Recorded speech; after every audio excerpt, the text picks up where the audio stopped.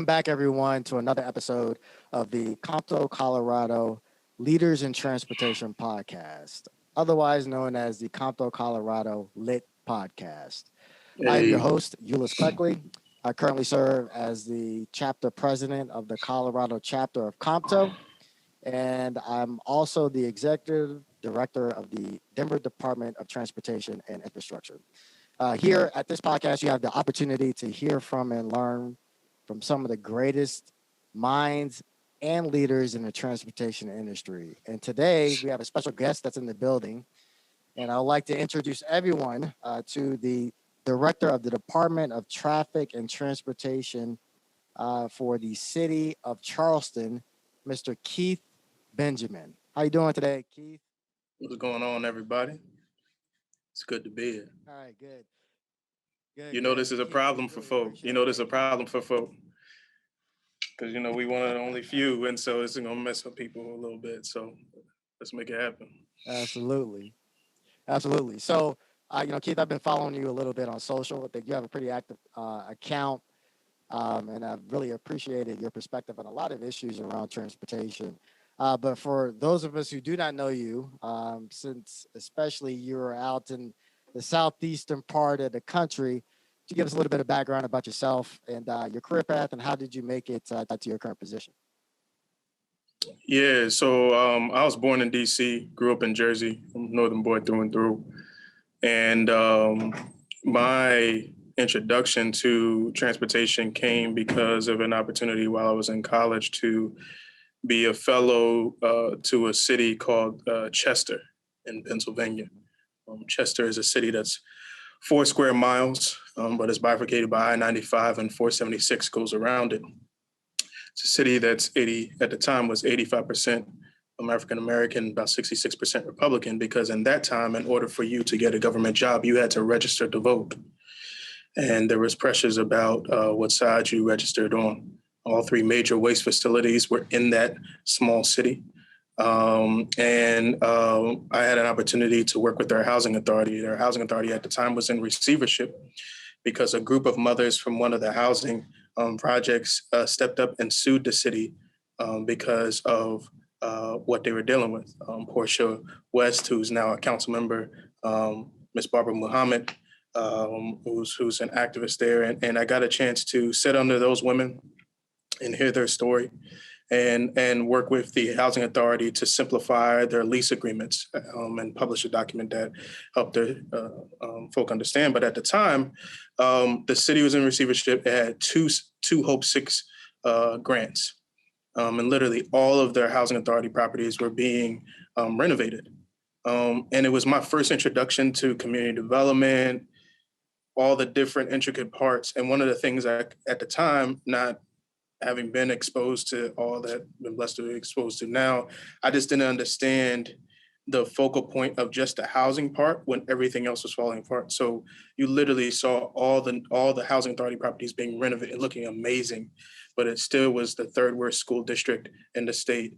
Significant issues around accessibility, significant crime issues, and the whole nine, and completely cut off from commerce. Even this Chester used to be the port's mouth to Philadelphia, and all the different renovations to the waterfront, you couldn't have a record to be able to get a job there. So you have this disenfranchisement issues, all these different things that were happening. And it was just weird to me that all this efficiency was happening around housing and everything else was in shambles. And I didn't understand a word that I now know as intersectionality, but I didn't understand why it was just such a categorical focus on this piece and everything else wasn't touched. But that was my first introduction to community and all those things, and what that looked like. And I think that really hooked me in to the passion about wanting to better understand how communities are built, why they're built in that way, and otherwise. Getting into transportation came from there. I was taking every break that I had. I was on Capitol Hill, and I was under the assumption when I graduated, I was just going to go back to Capitol Hill. But this opportunity popped up for me to be a ledge aide to the Transport Workers Union, and came into there and found out about the depth of politics And within 6 months, because of rearrangements and otherwise, I ended up being at 23, 24, being asked to be second in command to our head of government affairs. And so we were representing all major cities, transit workers, Southwest flight attendants, American Airlines workers, Amtrak food and beverage service workers, some school bus drivers, and also the folk who actually work at JFK Space Station. And so what was interesting to me was twofold. One is I got immediately exposed to who was making transportation happen. And it was glaring to me that the people who were, vast majority of people who were making transportation happen look like me. And then being inundated with all different forms of transportation simultaneously. So my entry into transportation wasn't a specific mode or otherwise, right? It was one, this aspect, this question of community, how do we build community, the need of intersectionality, and then who was behind the veil making transportation happen. And those kind of those aspects of experience helped build my passion around transportation, around community, and what exactly it looked like. I've worked in every mode of transportation outside of maritime, locally, foundation, on both sides of the hill, lobbied, worked internationally in Paris and in Senegal around bicameral partnerships and other particular pieces. Okay. Was at USDOT in the secretary's office as a career staff. My job said I was over all the bike ped and the federal motor carrier. But I was asked to help institutionalize all the equity work that Secretary Fox and his folk had done, and obviously had to change in the administration. I did planned the last safety forum, and then got a phone call about Charleston, and it was just an interesting, weird time, and things just kind of moved quickly from there. I was appointed in April of 2017. By our council. My son was born on May 1st. I drove down with one of my partners on May 22nd. Wife flew down with the 3-week-old on the 23rd, and then started on June 5th. And yeah, no work honeymoon, man. Just right to it. So this coming May will be 4 years being down here. It's going pretty quick. Good. So you've had a unique kind of career path.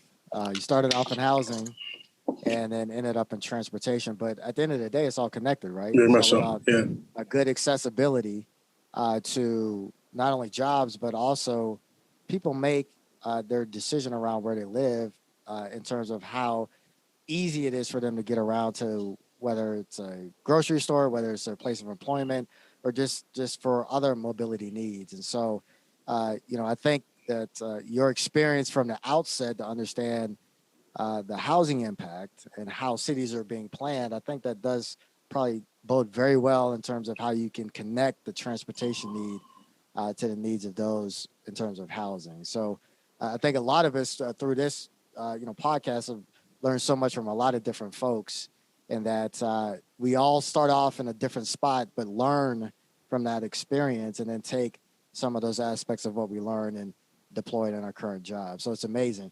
The one thing I want to kind of get your thoughts a little bit, because a lot of us who are in director positions, or a lot of us that are involved in planning or designing for some of our infrastructure, sometimes don't get connected to the users and the operators of that infrastructure. And so you being a part of labor and really getting probably in a position to hear directly from some of the users, how did you take that experience into how you make decisions or interact with your staff in your current role? Yeah, that's just an interesting aspect, but I think and we talk about this in terms of the diversity of experiences that you bring, not just into workforce, but how you build teams and otherwise. There's a certain level of consciousness that you automatically bring based off of not just your work experience, but your lived experience too. And so my introduction into transportation coming through the labor movement gave me quickly an inclination of who was making things move, but also who was simultaneously dependent on those modes as well, and then how that plays itself in the decision-making space in terms of where we invest, why we invest there, what's prioritized and what's not. And when when I saw the disconnects there, that just kind of gave me the gusto for it. And I say this all the time, I'm biased, but I do believe transportation is the common denominator for how we build communities, and that closing the gap between opportunity and access is an imperative, because if you don't, privilege reigns supreme. And so the lens of my decision making comes through who the user is and who's making it happen.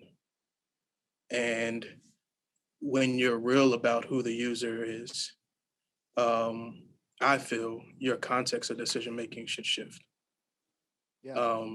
If you're having a data conversation, then you're obligated to acknowledge some of these truths that seem like they're like, it's almost like equity is this separate conversation. But if we're acknowledging the data, it's proven there. If we're acknowledging the type of user we want to have, then you're also acknowledging that too. If we're having a safety conversation, then you're also acknowledging that too, right? Like in my city, we're number one for bike ped death and injuries. Prayerfully that changes. 43% of those are African American, right? So if we're having a safety conversation, if we're having a safety conversation, we should also we're having an equity conversation at the same time, right? Over 70% of our transit riders make $45,000 or less. The vast majority of our transit riders don't own a car. So we're talking about like user and who we want to attract when we're building this $400 million bus rapid transit system. We're having the equity conversation simultaneously, right?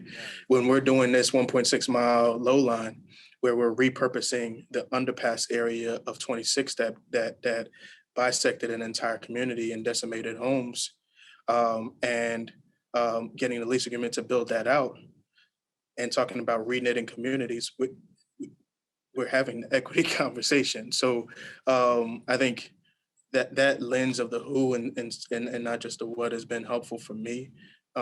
It's definitely not been perfect. It's constantly a learning experience, but coming into a decision maker space and knowing how to use my power of convening, knowing how to use the power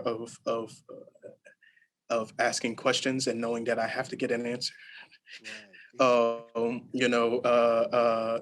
knowing the as shallow as it might seem, and how our social structures work, that the power of title and what that avails to you. How do I maximize that to kind of not have these separate conversations, make it seem as if there's these separate conversations, but it's like everything that we're talking about is transportation. Everything we're talking about is about access. Everything we're talking about is about building community. It's just a full acknowledgement of how we should be viewing it, right? It's a shift in tone. It's a shift in context. But it's not a different conversation, at least in my view. Yeah, it's interesting.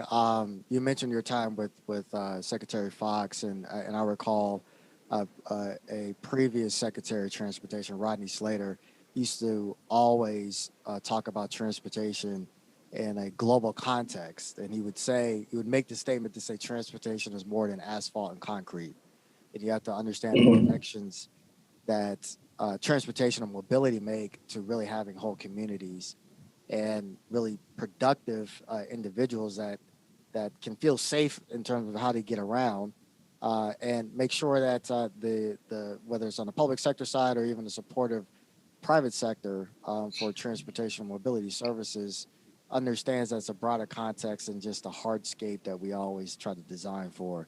So I really appreciate that perspective, and I'm curious though, because you mentioned your time with Secretary Fox, and you're brought in to be over FMCSA, which is on the commerce side, said earlier, but also to kind of take a look at, I guess, bike and ped activities and the like.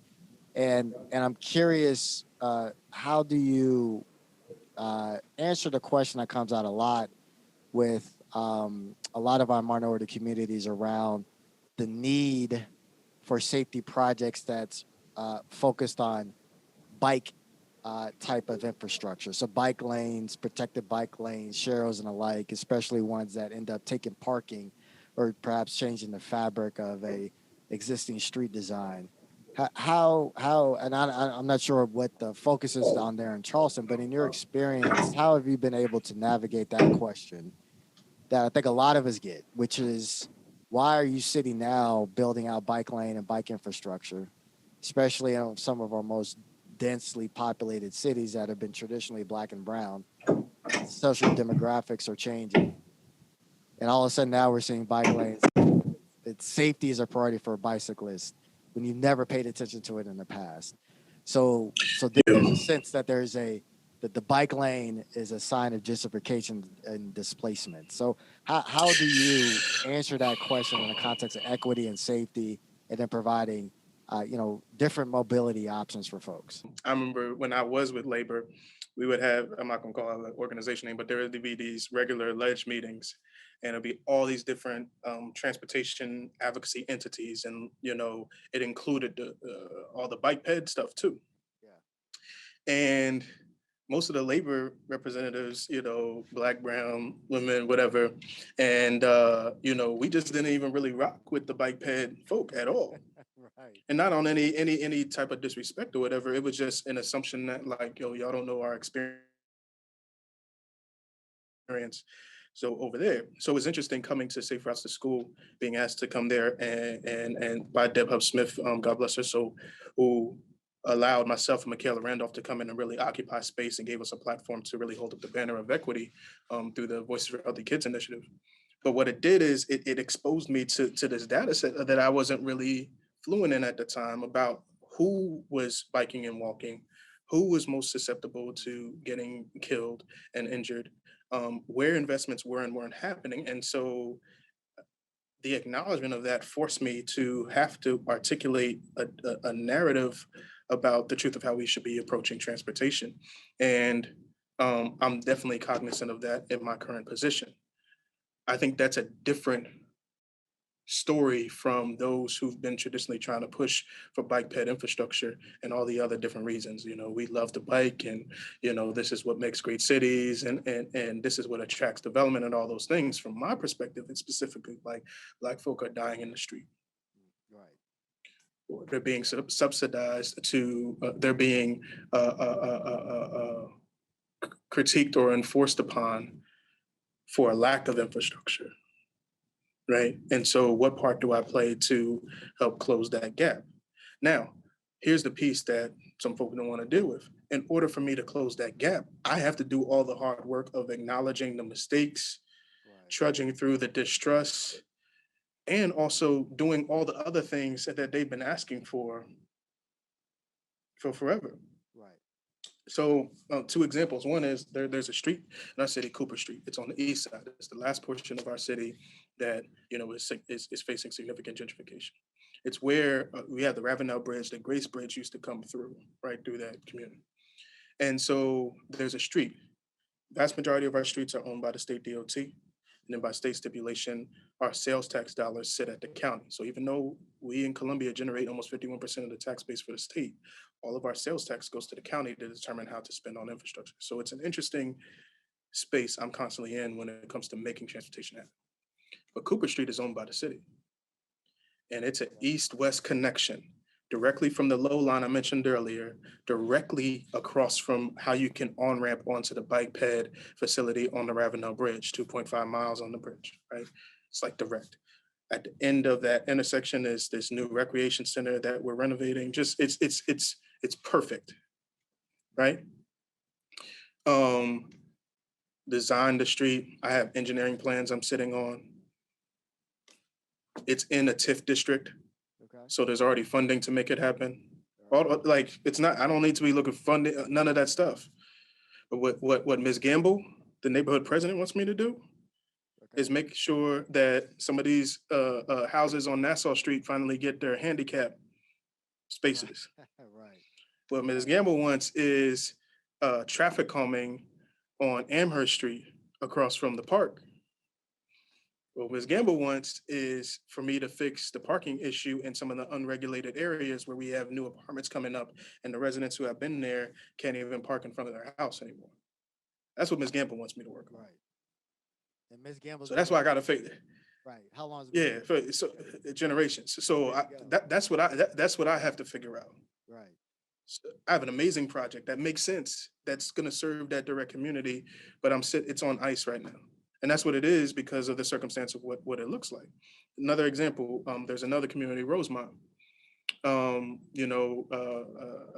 Charleston was the epicenter of the transatlantic slave trade, and once Reconstruction happened, many of the Black folk were pushed up to the Upper Peninsula portion, and none of them still live there. And there's this Rosemont community, very small community, maybe 7 or 8 streets, but it's squished in between a $220 million port access, not just road, highway project.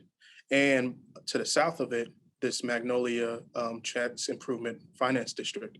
That's going to be, I mean, basically a city within a city. I mean, it's been in the works for decades.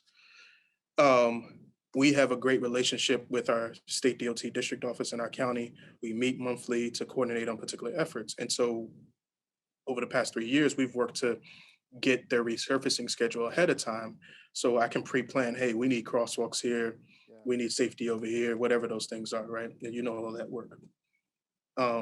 So that community's roads haven't been resurfaced in I don't know how long. It would only make sense. A lot of them are transit dependent, right? Give them that service, crosswalks, all the things that I feel, Keith feels they deserve. But there's a lot of distrust there, right? And so we had to go during COVID, socially distanced, go walk that community Mm. street by street with the county staff, with the state staff, all that stuff to figure out what's there.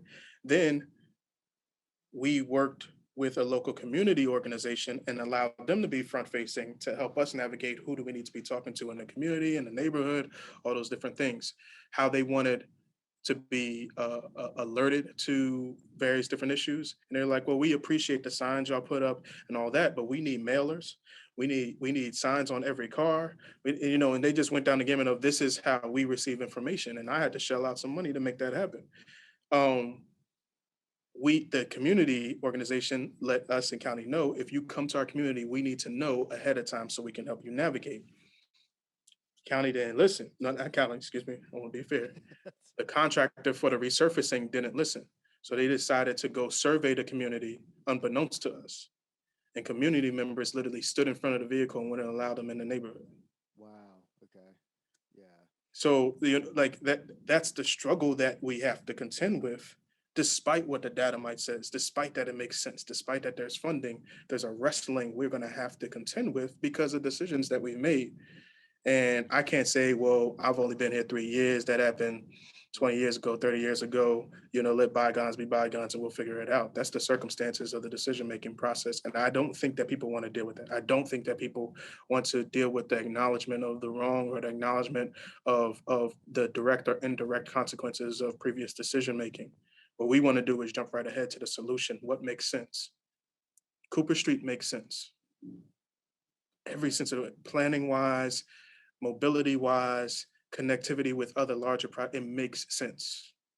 Fantastic, those two examples, because honestly, you know, sometimes, especially for relatively new in our positions, I'm going on almost 3 years here in Denver, but you're dealing with decades of poor planning decisions and poor designing decisions, and you can't separate your tenure from what's happened in the past. You need to go and you need to understand it and acknowledge it, and then be very clear that as we move forward, that one, we want to retrofit or fix the ills of the past, but then have a mindset where you have opportunities to build new infrastructure, that you better do it right. Because if you don't, it's going to impact generations, you know, uh, 20, 30, 40 years from now. And so I always make sure that I do a signal to my staff and our engineers to make sure that there are probably reasons why that you may not be aware of when you start going into these communities and start talking about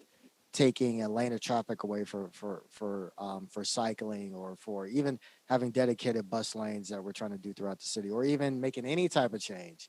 There's a there's a way that we have to figure out how to communicate this out to those communities, meet folks where they are, and don't come in as being, hey, we're the government, we're going to fix your problems. First, understand what your problem is, and then see how we can communicate collectively to be able to address it in the most efficient manner. It is a tough deal. Sometimes you gotta take that humble pill, man. Exactly. I remember I was with Miss Kim, again, when I was at a community meeting, and it was about gun violence. There was a lot of gun violence happening. And they had asked her to come up and speak and say the different things she wanted to get done in the community. You know, the very first thing she said at a gun violence meeting, we've been asking for residential parking for 10, 15 years. Look right me in the face. Like we've been, that's, that, Say, what's up, that, right? that, that's, Exactly.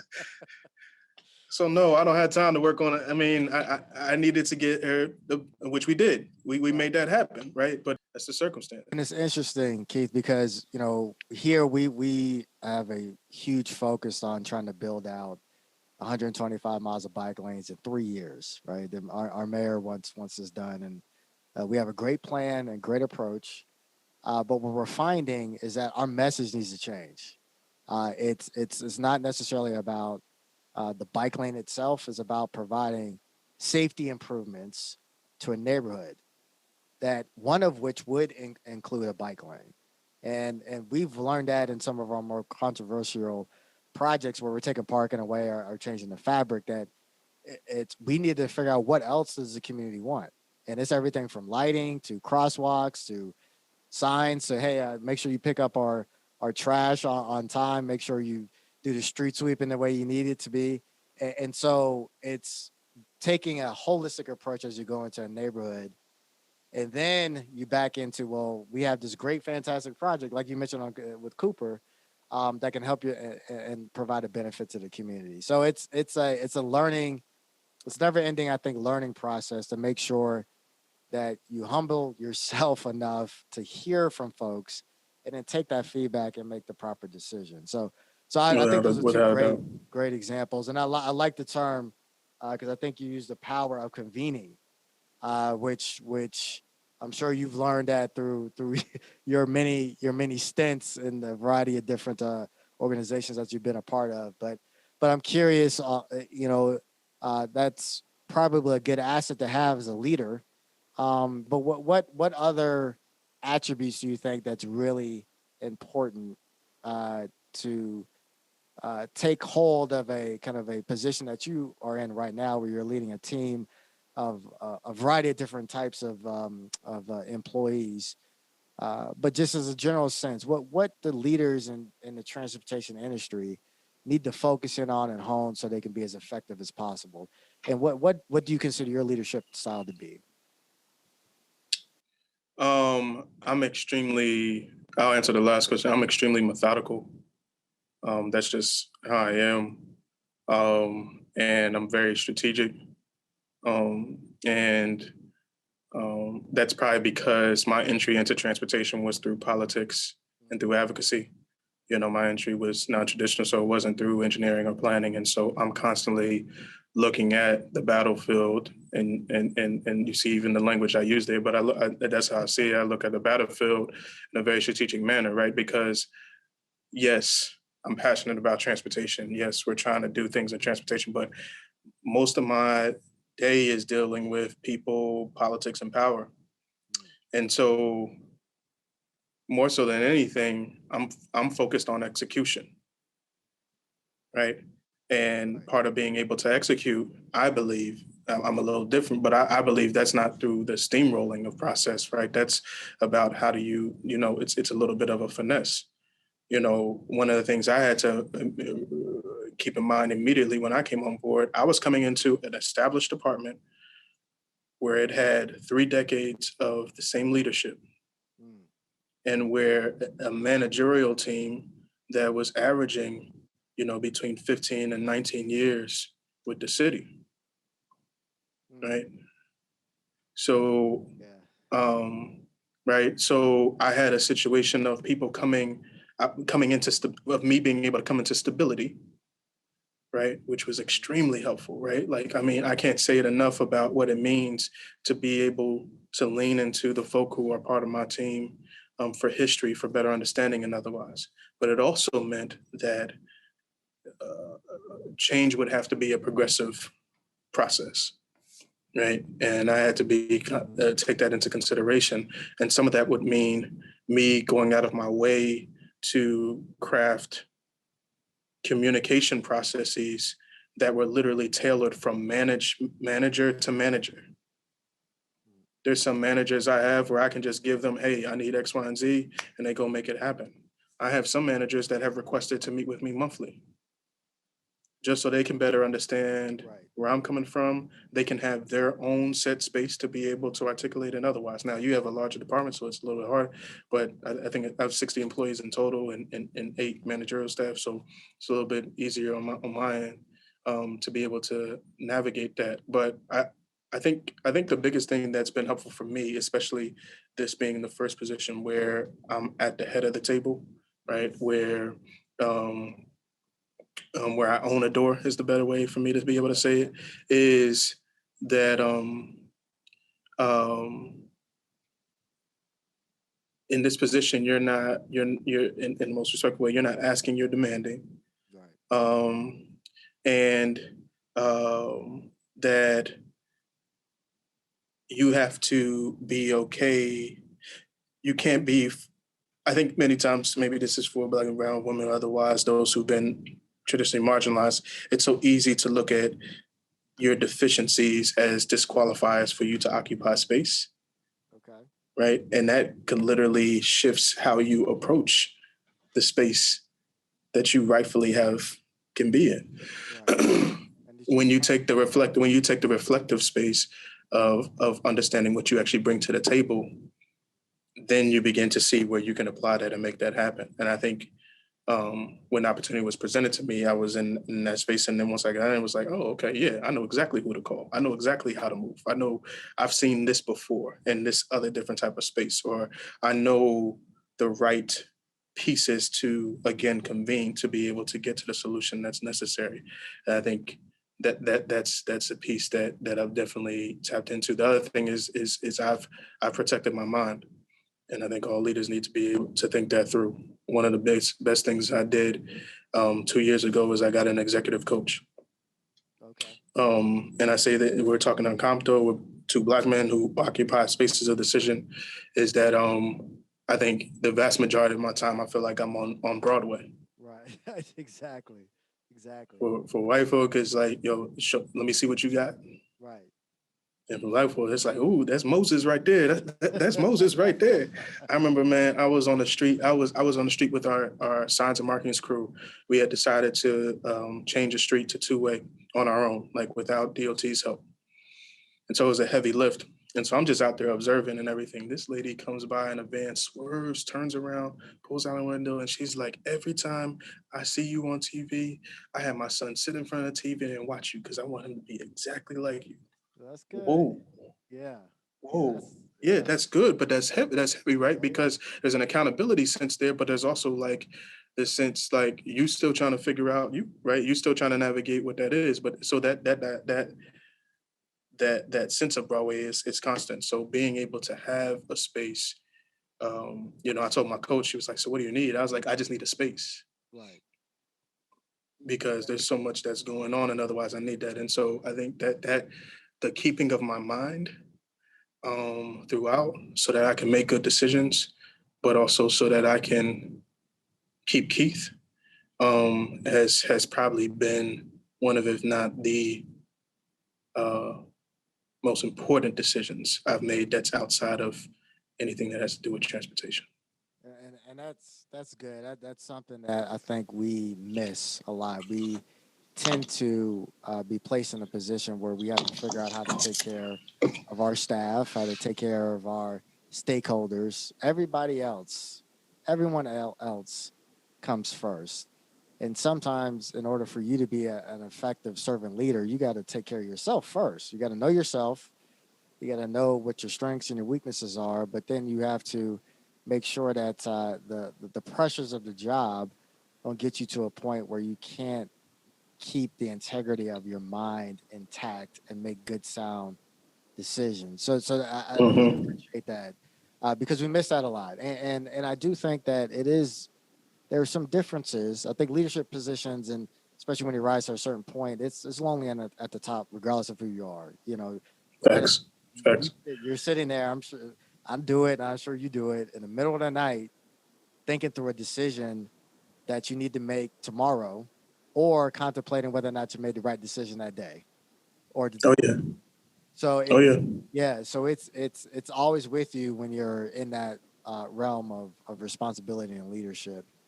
But I do think that having some support there and a way to navigate and talk to folks and figure out how to deal with these circumstances is extremely important, especially if you want longevity in those roles. So Mhm. I really, Keith, I really appreciate you bringing that up. I do think that I'll just say specifically for Black men, I think there are certain, I call it different levels of Black male leadership that you do go through, and Black women too, and Black and brown leaders go through it as well. And one day I'm gonna write a book about this, but I think one of the first things is that I think sometimes depending on the environment you get in, you may not be given the benefit of the doubt that you are the best person for that particular role. So you Mhm. may come in and you may have to work a little bit harder to, what I would say, kind of prove yourself and say, yes, I not only am I intelligent, but I know what I'm talking about, and don't be afraid of me, right? And so we're all in this together. I'm wondering, as you kind of stepped into your role initially, like what were some of the challenges by just kind of one being an outsider and being a new guy in an environment that you mentioned where you had people that have been there for decades and you had a leader that was prior to you that had been there for 3 decades or more. So what challenges did you run into? And then if you did have any challenges, how did you work to kind of overcome that and get people to trust in your leadership? I think one of the best things, so internally, one of the things that I was grateful for is my deputy director, who was interim for some time. It's a Black man as well, but he's been with the city for 25 years. He started out as a science and marketing crew member and worked himself up. So he knows this department through and through. And he made it clear to me, like, Keith, I don't like politics. I don't do that stuff, but I like people. And so we figured out how we would work together. And so that was helpful to me because that meant that I didn't have the privilege of being able to bring in my own to here. So us being on one accord has been so helpful. Robbie's been so helpful to me because that meant that there was going to be consistently a space. Obviously, I can't tell him everything. He's not going to know all those things, but there was this space for us to always be on the same page. And so even if I wasn't present somewhere, I knew there'd be somebody who would be advocating on my behalf and helping to navigate from there. I think the other piece was that I just had to recognize the facts of who I am, and um, that that was going to be disturbing, in some spaces. But I think that was something I had already experienced before, so it wasn't something that was um, new or anything like that. The idea that I was going to be coming into this position, that there were certain things that the position and department weren't doing previously that we're going to start to. The fact that my voice was being asked to be added to certain spaces, and just as you know, just the presence of being that automatically stirs the pot. Right. And I saw that immediately. But at the same time, the expectation of execution, the expectation of delivering still is there, right? And so I just couldn't, that's why taking care of my mind was important because I couldn't allow those things Right. to be a deterrent from the expectation that was simultaneously being put on me, right?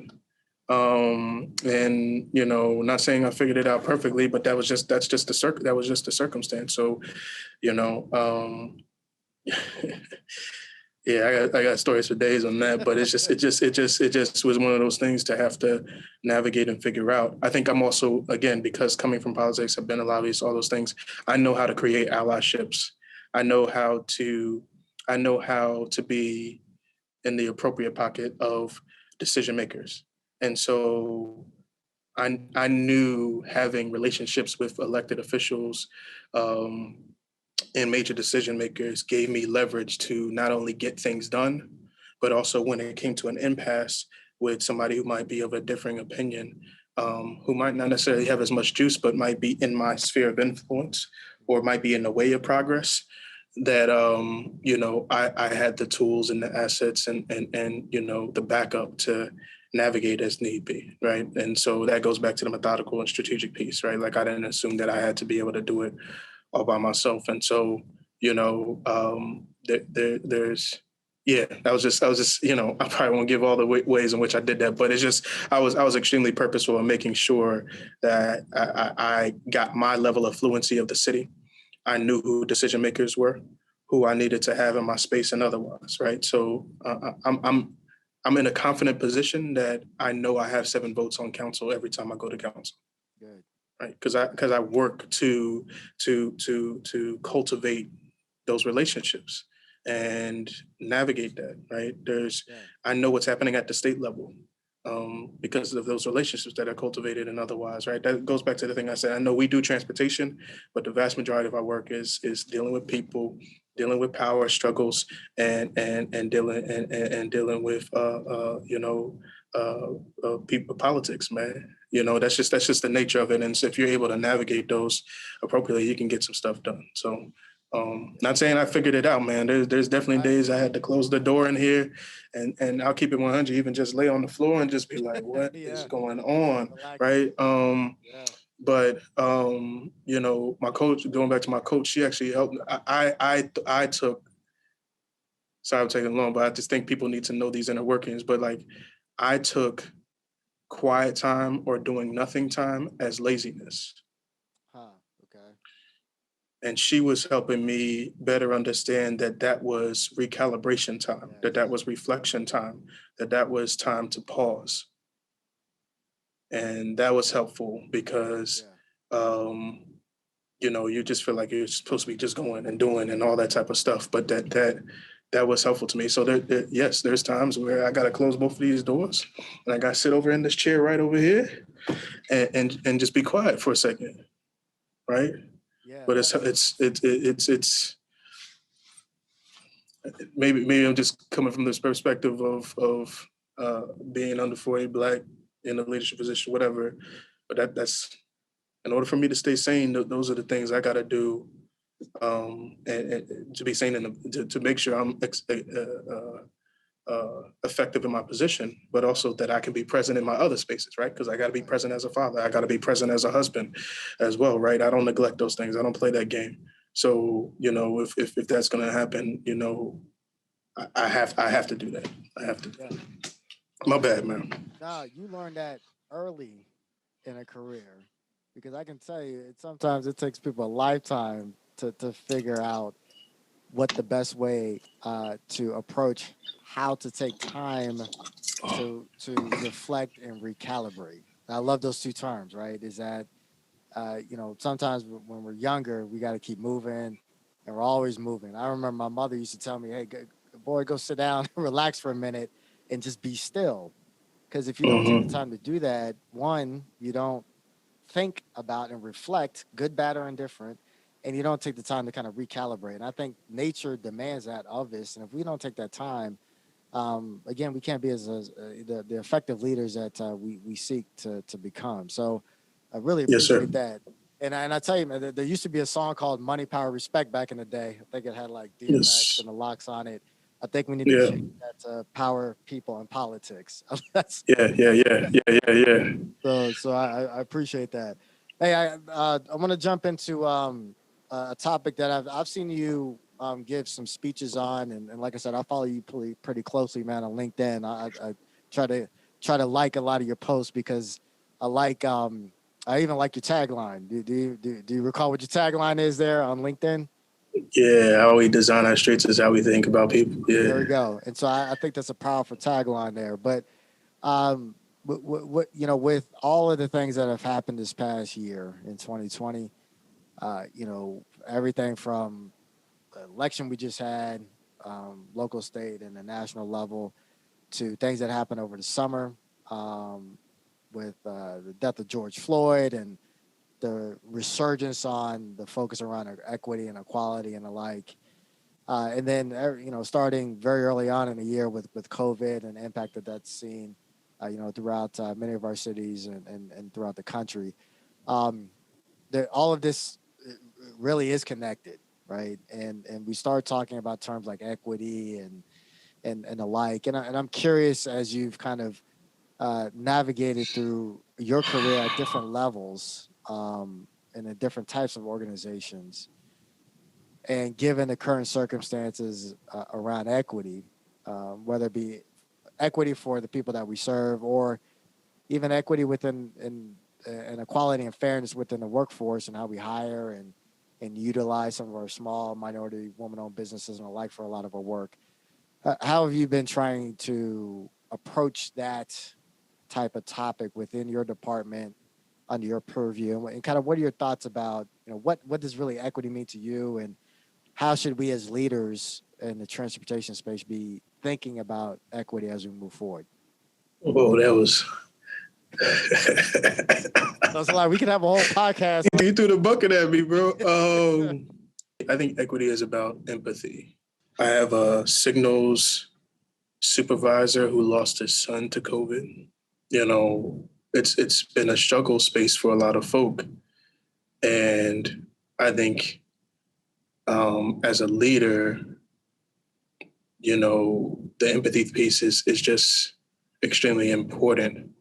I think it's incumbent on those of us who have the power to dictate what communities look like. We have to be more responsible about how we contextualize our decisions and how we define who our decisions are for. And I think we need to be held more accountable in that regard. I had the opportunity to go to Ferguson after Mike Brown got killed. And there was a young lady who had come and asked some folk. We were in DC. It was like, you want to take a bus ride out to Ferguson and, participate in the, the demonstrations. We took a bus all the way out there. And when we touched down, I don't think I might have just been married so no kids. And we touched down. And as soon as we touched down, I saw on Twitter one of my partners, who now pastors a church outside of Atlanta, but at the time was the head of youth and college for NAACP, was already on the ground. So I pinged him and was like, yo, where you at? It's like, oh, we're up at the top of, I forgot the street. So I go to run to go meet him. And as I'm jetting up to meet him, I almost run over this grandmother and her 3-year-old black woman. And right near that McDonald's that was on TV all the time. Okay. And I apologize. And, I almost ran over the little man. It's like 3. I was like, my bad, little man. And God is my witness. He looked at me. He looked up at me.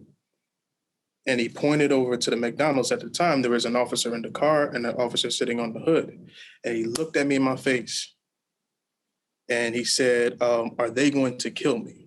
I didn't know what to say to him. Yeah. And just was like, nah, little man, you'll be all right. All good. And I went to go about my business. My son Kingsley is 3 years old.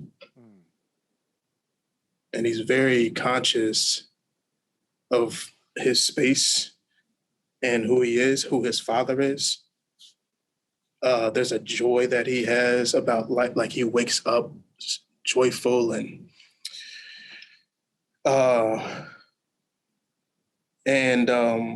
when that last shooting happened with his 3 sons in the back and one of the sons with 3, they just kind of hit me in a specific way because of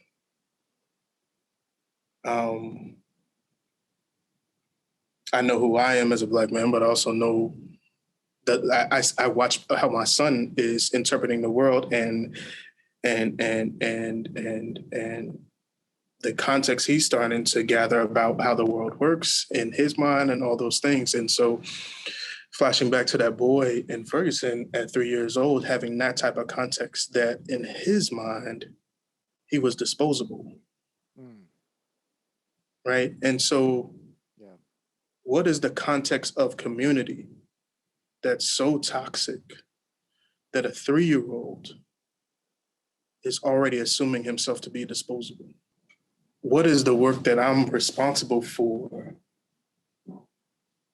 that helps to eradicate that toxicity where a kid his age can feel like this is his community too, that he has the rights and access to his community too, right? And to me, that concept and that thought process is, I recognize, is much broader than the ADT of two arterials and whether or not a four-way stop gets placed. But simultaneously, the decisions about whether to invest in that intersection, why it matters to invest in that intersection, and what does that do for the full context of how that community looks, to me, does play into eventually what that child feels like they do and don't have access to, and what their community looks like. And I think until that level of context is woven into our decision making about place, that we're going to continue to miss the mark. Now, I know that takes a lot of work and all those type of things. I don't do that every day, right? But that's the truth of the circumstances of what we're dealing with in our cities and in our communities. And somehow, some way, we gotta figure out what that shift looks like. Obviously, the opportunities that folk like you and myself have been given to articulate that through the platforms that have been given to us, or that we've worked for, open up those doors too, right? I was telling somebody, as shallow as it is, if I was an intern in this office and talking about this, it'd be like, cool, good job, young brother. But the fact that two directors of major cities are having this conversation all of a sudden has a different level of levity, for the good or bad of it, right? And so, what obligation do we have? And then how do we use that to make those necessary shifts? Yeah. I mean, that's some powerful stuff there.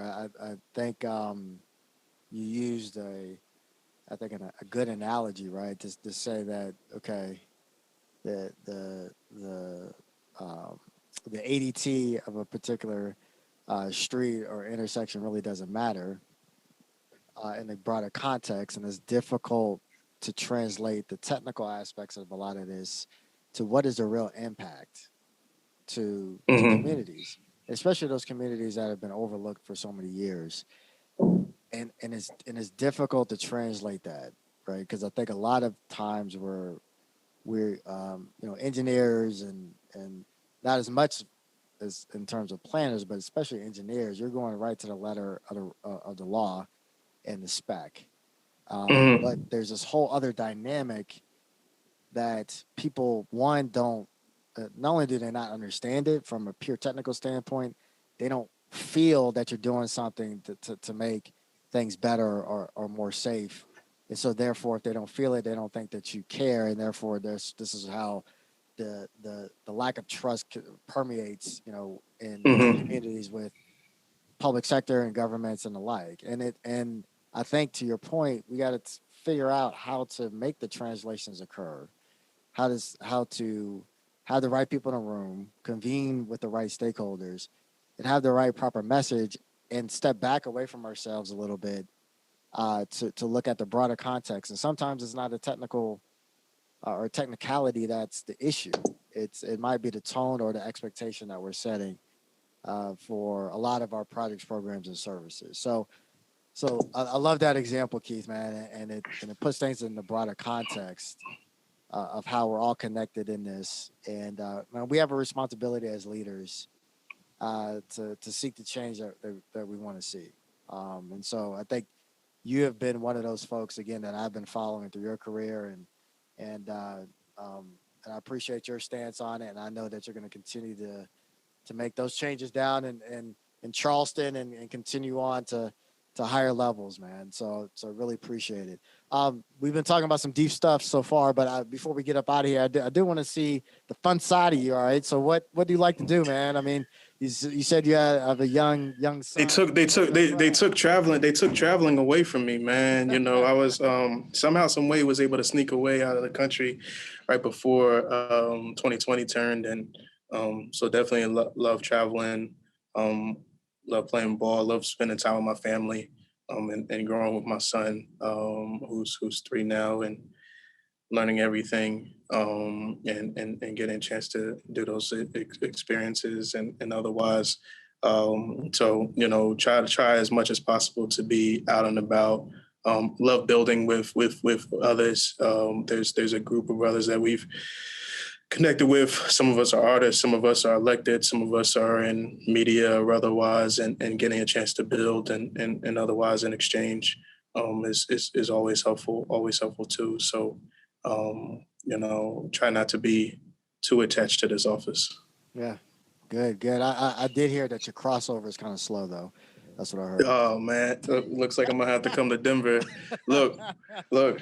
My wife's godparents are in Denver. She taught in Denver for a year, so it's nothing. And JetBlue just announced some new flights, so it's not an issue. I'll get my hazmat suit on. Figure that out. When the rec centers open back up, we'll make it happen, man. But that's good. But hey, Keith, man, we're running out of time here. I do appreciate you being patient with us. Working through as we started this podcast off. We're working through our technical difficulties, and Mr. Benjamin was patient with us. But you've been a great guest today. I really appreciate the opportunity to have this conversation. And again, I truly look forward to the opportunities that are going to be in front of you, man, whether it be in your current role or even broader than that. So you're a great asset to the transportation industry. So I appreciate your time, man. No, I appreciate it too, man. And let me just say, man, because sometimes we don't hear this. You'll be encouraged. Just be encouraged. Absolutely. Absolutely. Words to live by. So, folks, thanks for tuning in for another episode of our COMTO Colorado Lit podcast. I just want to remind you all that COMTO Colorado is here to support your life's blueprint. We are going to make sure that you build, organize, learn, and earn your way to a great transportation career. That being said, we're signing off. Good day.